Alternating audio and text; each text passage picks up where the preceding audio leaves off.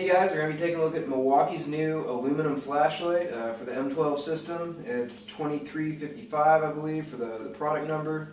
800 lumens on high. It's got low mode for power saving, a strobe mode. So let's take a closer look.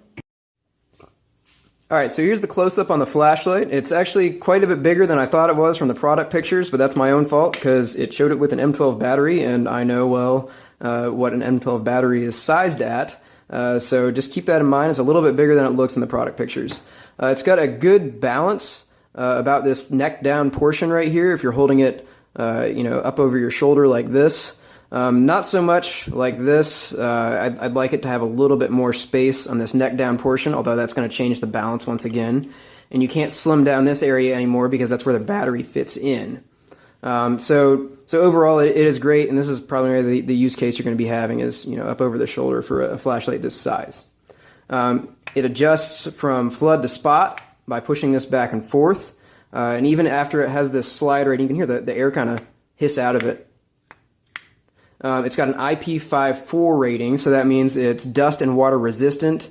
You can take this out in the rain, no problem, but you can't submerge it, so just keep that in mind. It's got a separate on-off switch from the mode switch, which I love because I hate having to cycle through all the modes if I'm turning this on and off. So it keeps the last mode you were on when you turn it on and off. So I had it on high. It's on high now. There's low. And there's strobe. So high mode is 800 lumens, and you get 4 hours or 5 hours of runtime out of a 4 amp hour battery. Now, why Milwaukee specified a 4 amp hour battery for runtime is just pretty silly to me, because no one is going to put a 4 amp hour battery in this flashlight. I guess you could use it as a lantern that way, but seriously guys, come on, what were you thinking? So really you're going to be looking at either a 1.5 amp hour or a 2 amp hour battery. They're the same size, and actually Milwaukee just came out with a 3 amp hour battery that's the same form factor, so that would give you great runtime for this. I did a runtime test on high with the 1.5 amp hour battery, and I got an hour and 40 minutes of runtime. And it started flashing about 3 minutes before it was done. It would flash every 30 seconds, like 2 or 3 times, just to let me know the battery was running out.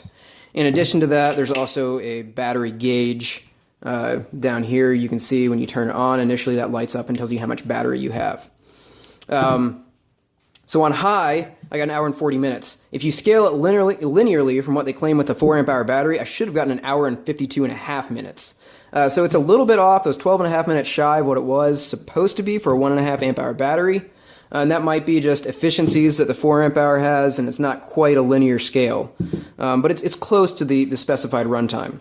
So on high, 800 lumens, 5 hours for a 4 amp hour battery. On low, it's 325 lumens, and for a 4 amp hour battery, you only get 7 hours. And then with strobe, you get 7 hours as well, but it's putting out 800 lumens. So what that tells me is the strobe is probably the same full brightness that the low is, and the low is just using a faster pulse width modulation. So the strobe is about a 50% duty cycle, it appears. And I think you're probably going to get a 50% duty cycle with the low effect, and it's just flashing it a whole lot faster that your eye can't actually perceive.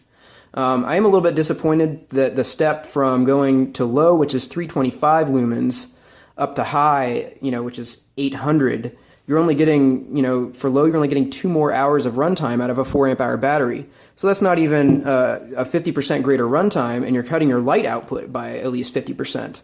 So I was a little bit disappointed by the efficiencies of that, but other than that, overall, this has a pretty good runtime for a 2 or a 3 amp hour battery. 2 amp hour battery, you can expect 2.5 hours of runtime, and then you can always carry extra batteries. That's a big bonus over the competition. I'm pretty sure Milwaukee is going after Maglite with this light. And they have, I found one other rechargeable model that Maglite has, and the MSRP is a little bit over this one. For this one's bare tool is about $100. And the competition's kit that comes with one nickel metal hydride battery that is rechargeable, but you have to actually put this in a cradle to recharge it, or take the battery out and swap it. So those are 2 big disadvantages, because with the M12 you just pop it out, pop a new one in, instead of having to unscrew it, go put the battery in the charger, and either you have to buy a separate battery, or you have to wait for that one to charge, or you have to wait for this to charge in a cradle. So this is a big plus, having the M12 system. Definitely if you're already in the M12 system, that gives you a huge bonus in cost reduction, because you don't have to go out and buy batteries for this. You can just buy a bare tool. So this is definitely in my opinion, a Maglite killer for people that already own M12 batteries. And if you don't, and you need this type of flashlight, you might want to actually look into getting into the M12 system for this. Also, that comparable model I looked at, similar form factor and rechargeable from the competition, was only like 600 lumens, around there about for max output. And this one is 800. So Milwaukee's done a great job for designing performance and battery life, as well as the convenience of swapping out your M12 batteries. It's a very solid aluminum design. Very, very sturdy. They didn't cheap out at all on the construction of this. And overall, I really like the light. Alright, so I've got the light on high right now. This is the only illumination in my garage. This is the 800 lumen mode. You can see it's on spot right now. You can move it out to flood, sliding the head back. And then you can hit the mode switch.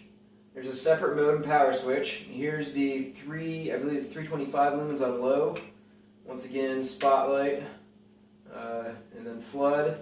And then you've got your seizure-inducing strobe. That's also at 800 lumens. So I guess that's for, if you want to get someone's attention, or if you want to blind someone, you can go ahead and do that. You're probably not going to be able to see anything in the camera there. I really have no use for that mode, but it is nice that the mode switch is different from the power switch. So you can turn the light off separately from the mode switch. So it stays in the same mode it was last on when you turn it off.